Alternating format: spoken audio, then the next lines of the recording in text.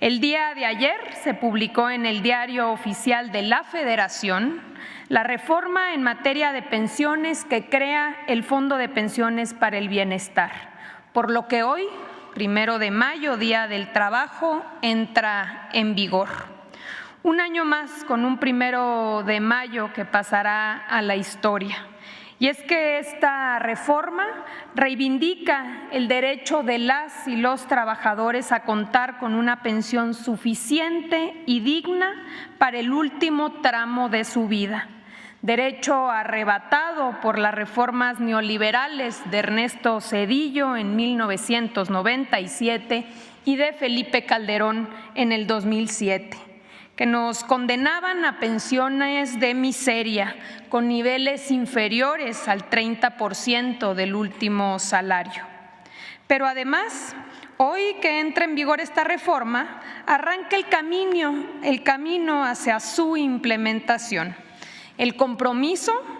que el 1 de julio de este mismo año se esté pagando la primera pensión ya con el complemento que proviene del Fondo de Pensiones para el Bienestar y que garantice el 100% del salario del trabajador para todas aquellas y aquellos que ganan hasta el salario promedio. Seremos testigos el día de hoy, en unos instantes, de la firma del presidente Andrés Manuel López Obrador del decreto que crea el Fondo de Pensiones para el Bienestar. Una vez publicado en el Diario Oficial de la Federación, esta misma tarde, en la vespertina, vendrá el trabajo coordinado para dotar al fondo de reglas operativas y de viabilidad financiera. Se suscribirá el contrato de fideicomiso con el Banco de México, institución que administrará los recursos que le sean transferidos con responsabilidad y con transparencia. Se instalará un comité técnico del fondo conformado por diversas instituciones y dependencias hoy presentes en esta conferencia, entre ellas la Secretaría de Hacienda y Crédito Público, Gobernación, Trabajo y Previsión Social, el IMSS, ISSSTE, Infonavit, CONSAR y el propio Banco de México, quienes deberán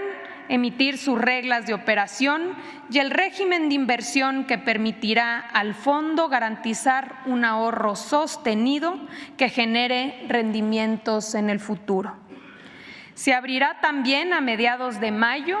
una ventanilla única del IMSS, Infonavit, ISSSTE y las AFORES, donde se brindará orientación para que los trabajadores y pensionados conozcan la reforma y sepan de sus beneficios. Habrá una campaña para que todos aquellos que pudieran desconocer de sus fondos los puedan conocer, saber de los montos y poder reclamarlos. Finalmente, durante la segunda quincena de junio, las AFORES, el IMSS, el ISSSTE, el Infonavit y el INDEP, así como otras fuentes de financiamiento, deberán transferir los recursos al fondo para que las y los trabajadores puedan acceder a su complemento, como ya dijimos, el 1 día de julio, marcando así un hito que pasará a la historia como el día en que las pensiones se revalorizaron, se redignificaron y que además coincide con el 6º año del inicio de la transformación de la vida pública de nuestro país. Presidente, hoy finalmente vemos materializado la aspiración o digamos la preocupación, los últimos pendientes, corregir las injusticias y los agravios del pasado para las generaciones presentes y futuras de trabajadores. No tenemos la menor duda de que este acto de justicia social tendrá un impacto profundo y perdurable en la vida de millones de personas trabajadoras que hoy podrán pensar en un futuro digno y una vejez con bienestar y con plenitud. Reconocemos el valor de las legisladoras, de los legisladores que a pesar de la campaña de mentiras y calumnias, con su voto apoyaron esta reforma y con ellos pudimos hacer realidad lo que hoy entra en vigor en nuestro país.